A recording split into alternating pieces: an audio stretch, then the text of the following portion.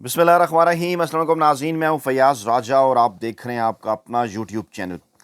दोस्तों, पाकिस्तानी अवाम को बिलअमूम और पाकिस्तान तहरीक इंसाफ के कारकुनान को बिलखसूस मुबारक हो कि पाकिस्तान की अदालती इंतखाबी सियासी तारीख़ में पहली मरतबा पाकिस्तानी इस्टेबलिशमेंट को किसी मकबूल तरीन पाकिस्तानी सियासतदान के हाथों शिकस्त का सामना है। पाकिस्तानी इस्टेबलिशमेंट बैक फुट पर है।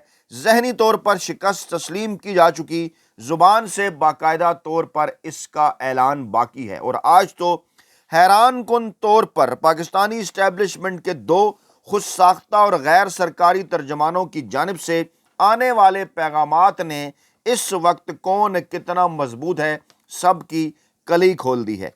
ज़राए का ये दावा है इस्लामाबाद के बाखबर हलकों का कि आइंदा 7 दिनों के अंदर यानी 17 जनवरी 2025 से मामलात बड़ी तेज़ी के साथ तब्दील होते नजर आएंगे और पाकिस्तानी इस्टेबलिशमेंट की जानिब से डोनाल्ड ट्रंप इंतज़ामिया से आखिरी 7 दिन का वक्त मांग लिया गया है। और अगर इन 7 दिनों के अंदर पाकिस्तानी इस्टेबलिशमेंट इमरान खान को राज़ी ना कर सकी तो फिर मामलात प्लान बी की जानिब बढ़ेंगे। प्लान बी क्या है उसकी तफसीलात भी रखेंगे आपके सामने। सिरदस्त इत्तलात ये हैं कि यकीन दहानी करा दी गई है कि 17 जनवरी को जो यानी अगले जुम्मे के दिन से 17 जनवरी 2025 से जो दोनों मामलात हैं पाकिस्तान तहरीक इंसाफ और इमरान खान से मुतल्लिका, यानी पाकिस्तान तहरीक इंसाफ के रहनुमा इमरान खान की अदालती फैसलों के नतीजे में आइनी और कानूनी रिहाई, और दूसरा मामला 8 फरवरी 2024 को पाकिस्तान तहरीक इंसाफ के हासिल किए गए मैंडेट, जीते गए इलेक्शन मैंडेट की वापसी। इन दोनों जो काम है इनका आगाज़ जो है कहा जा रहा है कि 17 जनवरी 2025 से कर दिया जाएगा। और पाकिस्तान तहरीक इंसाफ इन जो है वो जो पाकिस्तानी इस्टेब्लिशमेंट है वो इन दोनों मामलात के अंदर किसी सूरत कोई रुकावट डालने नहीं जा रही। इत्तलात ये हैं अमेरिका से कि पाकिस्तान के अंदर फार्म 45 के ऑडिट का जो मामला है उस हवाले से इब्तदाई सतह पर जो रवाबित हैं वो शुरू कर दिए गए हैं। अपनी गुज़श्ता वीडियो में हमने ये बताया था कि पूरे इलेक्शन का फरवरी 2024 के इलेक्शन का ऑडिट होने जा रहा है और उससे पहले पहले पाकिस्तानी इस्टेब्लिशमेंट इस चुनतखब हुकूमत से जान छुड़ाना चाहती है। दूसरी तरफ इस चुनतखब हुकूमत की परेशानी में इजाफा, पीपल्स पार्टी का जो बयान है वो बड़ा इम्पॉर्टेंट है। पीपल्स पार्टी ने कहा है कि वो इमरान खान को एनआरओ देने के मामले पर अपना रास्ता अलग कर रहे हैं। जी हाँ, एक तरफ तो उस कमेटी के अंदर राजा परवेज़ अशरफ और नवीद कमर की शमूलियत, और दूसरी जानिब पीपल्स पार्टी के जो वस्ती पंजाब के सेक्रेटरी जनरल हैं उनकी जानिब से ये बयान। जी हाँ, ये पीपल्स पार्टी के मुनाफिकत को मज़ीद आश्कार करता है। पीपल्स पार्टी के मरकज़ी सेक्रेटेरिएट मॉडल टाउन में प्रेस कॉन्फ्रेंस की हसन मुर्तज़ा साहब ने और कहा जनाब के ये जो फैसले कर रही है नून लीग उन पर हम ऑन बोर्ड नहीं है। अपने हुकूमती मामलात के मुतल्लिक भी उन्होंने बातें की, फिर मामलात को वो इधर ले आए। यहाँ से ये नज़र आ रहा है कि पीपल्स पार्टी जो पाकिस्तान की इस वक्त पुरानी जो है वो सियासी जमात है उससे अच्छी तरह से इस बात का एहसास हो चुका कि मामलात अब उस तरह से नहीं रहे। और वो जो होता है ना कि किसी सियासतदान को जब आप पाकिस्तानी सियासत से आउट करते हैं तो उसके बाद एक हाइब्रिड किस्म का निज़ाम आप बनाते हैं और उस हाइब्रिड किस्म के निज़ाम के अंदर आपकी कोशिश होती है कि किसी न किसी तरह से कोई अवामी हमायत भी हासिल कर ली जाए। ऐसा 70 की दहाई के अंदर भी हुआ, ऐसा 90 की दहाई के अंदर भी हुआ। जुल्फ़िकार अली भुट्टो की पाकिस्तानी सियासत से जो उनकी वापसी हुई, माइनस हुए। इसी तरह से जनाब जो नवाज शरीफ साहब पाकिस्तानी सियासत से माइनस हुए। हर 2 दफ़ा इस तरह हुआ कि बयानिया ना सिर्फ मंजूर और कबूल हुआ बल्कि अवाम की एक बड़ी तादाद साथ खड़ी भी हो गई। इस मरतबा पाकिस्तान तहरीक इंसाफ और इमरान खान के खिलाफ बनाया गया किसी किस्म का कोई बयानिया कामयाब नहीं हो रहा। वजह उसकी आप हैं, आपको क्रेडिट जाता है। पाकिस्तान के अंदर मौजूद करोड़ों पाकिस्तानियों को और 1 करोड़ के करीब जो समंदर पार पाकिस्तानी हैं, जो ओवरसीज़ पाकिस्तानी हैं, उन्हें इस बात का क्रेडिट जाता है। और आपको अब इस बात की मुबारकबाद भी देना बनती है कि आप डट कर खड़े रहे इमरान खान के साथ। और अब 15 जनवरी 2025 से जो फेज़ शुरू हो रहा है उसके बाद मामलात बड़ी तेज़ी के साथ तब्दील होने जा रहे हैं। राना सनाउल्लाह साहब का एक बयान सामने आया। मौसूफ ने यह कहा कि عمران خان صاحب کے ساتھ جو ہیں وہ صحت کے مسائل ہیں، اور صحت کے مسائل کی وجہ سے عمران خان صاحب کو اڈیالہ جیل سے منتقل کیا جا سکتا ہے۔ ارے بھی رانا ثناء اللہ صاحب، آپ کو کس نے کہا کہ عمران خان صاحب صحت کے مسائل کی بنیاد پر آپ کی بات مانیں گے اور وہ کسی اور جگہ منتقل ہونے کے لیے تیار ہو جائیں گے؟ عمران خان خدا نہ خواستہ کوئی آصف علی زرداری ہیں، عمران خان خدا نہ خواستہ کوئی نواز شریف ہیں کہ کبھی تو جناب آپ کو دل کے معاملات پیش آ جائیں اور کبھی جناب آپ کے پلیٹلیٹس گرنے شروع ہو جائیں، آپ اپنی مرضی کے جیلوں میں اپنی مرضی سے اپنی مرضی کے بندوں کے ساتھ راتیں گزاریں، وہاں پر رہیں اور کہا یہ جائے کہ آپ جیل کے اندر ہیں۔ تو پاکستان کی نوجوان نسل یہ تمام تر تاریخ جانتی ہے کہ محترم آصف زرداری صاحب نے اور محترم نواز شریف صاحب نے کس طرح کی جیلیں کاٹیں اور پھر کس طرح کی ڈیلیں کر کے وہ نہ صرف جیلوں سے باہر آئے بلکہ اس کے بعد پھر اقتدار بھی ان کے حوالے جو ہے وہ کیا گیا، کیونکہ مکمل طور پر اسٹیبلشمنٹ کی گود میں بیٹھ کر تمام تر چیزیں انہوں نے اسٹیبلشمنٹ کی مانی، جس طرح سے انہوں نے کہا انہوں نے اسی طرح سے کیا۔ اور آپ یہ سمجھتے ہیں کہ عمران خان صاحب بھی آپ کی اس بات پر یا آپ کی یہ جو جسے کہتے ہیں یہ جو آپ کا یہ جو سیاسی رویہ تھا عمران خان بھی اسی کو اپنائیں گے؟ تو ایسا جناب رانا ثناء اللہ صاحب ممکن نہیں ہے۔ ابھی چند دن پہلے تو آپ یہ کہہ رہے تھے کہ عمران خان کو اس حوالے سے کسی قسم کی آفر نہیں کی گئی یا آفر نہیں کی جائے گی۔ آج ایسا کیا ہوا کہ 20 جنوری کو جب صرف 10 دن باقی رہ گئے تو 10 جنوری کو آپ یہ کہہ رہے ہیں کہ عمران خان کی کسی اور جگہ جو منتقلی ہے وہ صحت کی بنیاد پر ہو سکتی ہے؟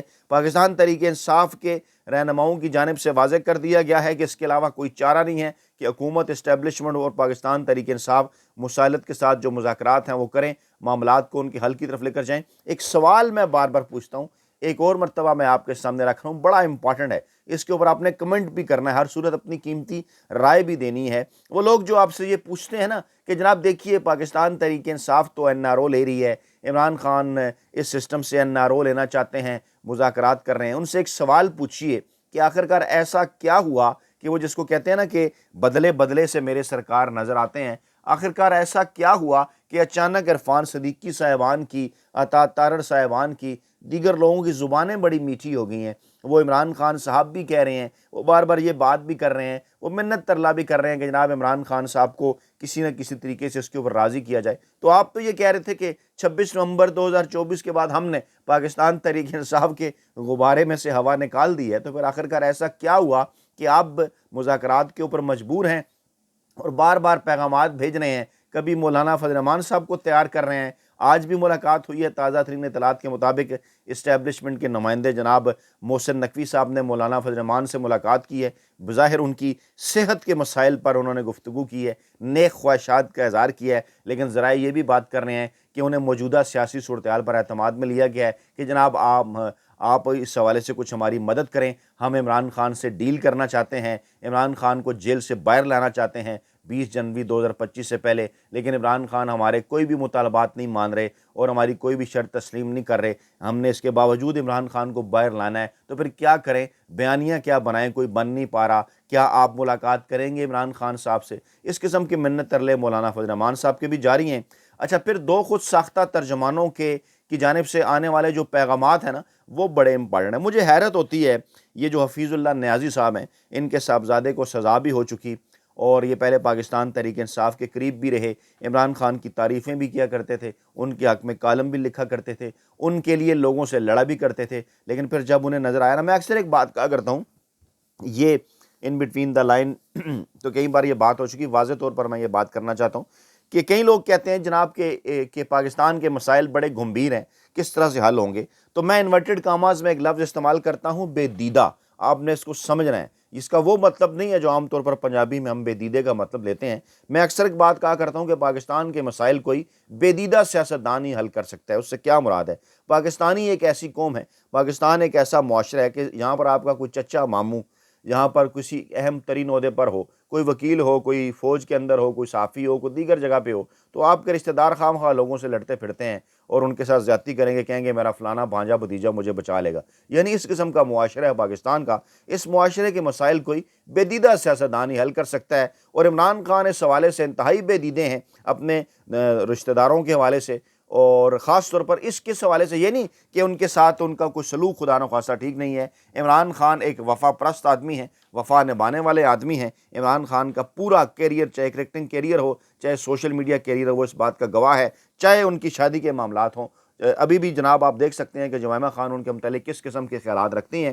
تو کہنے کا یہ, اور اب بھی عمران خان بشریٰ بی بی کے حوالے سے کس قسم کے جذبات رکھتے ہیں وہ آپ کے سامنے ہے کہ عمران خان یاروں کے یار ہیں. لیکن میں نے یہ جو بات کی ہے اس کا مطلب کیا ہے کہ عمران خان میرٹ سے ہٹ کر اپنے خاندان کے کسی فرد کو ایک دھیلا تک بھی نہیں دیتے, اور یہی وہ عمران خان کی کوالٹی ہے, یہی وہ انورٹڈ کاماز کا بے دیدہ پن ہے جو پاکستانی معاشرے کے اندر کچھ لوگوں کو قابل قبول نہیں ہے. حفیظ اللہ نیازی صاحب کے ساتھ بھی ایسے ہوا. موصوف نے یہ سمجھا تھا کہ شاید پاکستان تحریک انصاف میرے حوالے ہو جائے گی, یہ کوئی خاندانی سیاسی جماعت ہے اور میں جناب اپنی مرضی سے ٹکٹ تقسیم کیا کروں گا, مجھے بھی ٹکٹ مل جایا کرے گا. لیکن ٹکٹ تقسیم کرنے تو بہت دور کی بات, انہیں خود بھی ٹکٹ نہ مل سکا.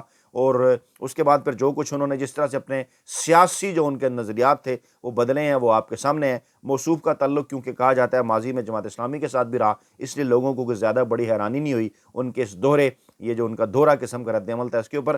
اور اب پھر انہوں نے ایک بات کی ہے, قوت اخوت عوام کے نام سے موصوف ایک کالم لکھتے ہیں اور آگے چل کر آخری کنکلوڈ کہاں پہ کر رہے ہیں. کئی بار توجہ دلا چکا ہوں کہ عمران خان بقلم خود اقتدار میں آنے سے زیادہ بدلہ چکانے میں دلچسپی رکھتا ہے.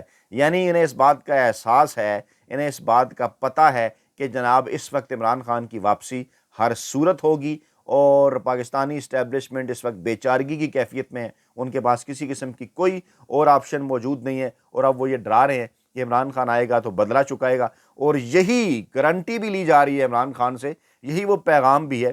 کہہ رہے ہیں جناب کہ وہ عوام کو اداروں سے متنفر رکھنے میں ہر تدبیر آزمائے گا. آگے سوالیہ نشان لکھتے ہیں, کیا عمران خان کامیاب ہو چکا ہے؟ صاحب بصیرت لوگوں تک رسائی ہے, صورتحال پر لرزہ برآمد ہے. 7 دہائیوں سے قوم کو ازبر کرایا گیا تھا پاک سرزمین کا نظام قوت اخوت عوام, یعنی قسم کی جذباتی سی انہوں نے باتیں کی.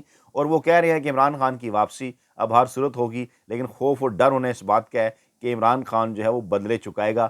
تو آپ کے لیے عرض یہ ہے کہ حفیظ اللہ نیازی صاحب کے عمران خان ذاتی قسم کے کوئی بدلے نہیں چکاتا, اور عمران خان کا کیریئر بھی اس بات کا گواہ ہے. تمام چیزیں میرٹ کے اوپر ہوں گی اور وطن عزیز کی بہتری کے لیے ہوں گی. عمران خان یہ بات کہہ چکا ہے کہ میرے اوپر اور بشریٰ بی بی کے حوالے سے جو کچھ کیا گیا, جو ہمارے ساتھ زیادتیاں کی گئیں, جو جھوٹے کیسز بنائے گئے, جو ظلم و ستم کیا گیا, وہ سب کے سب میں نے معاف کر دیے ہیں, میں آپ کو معاف کرتا ہوں, جائیں.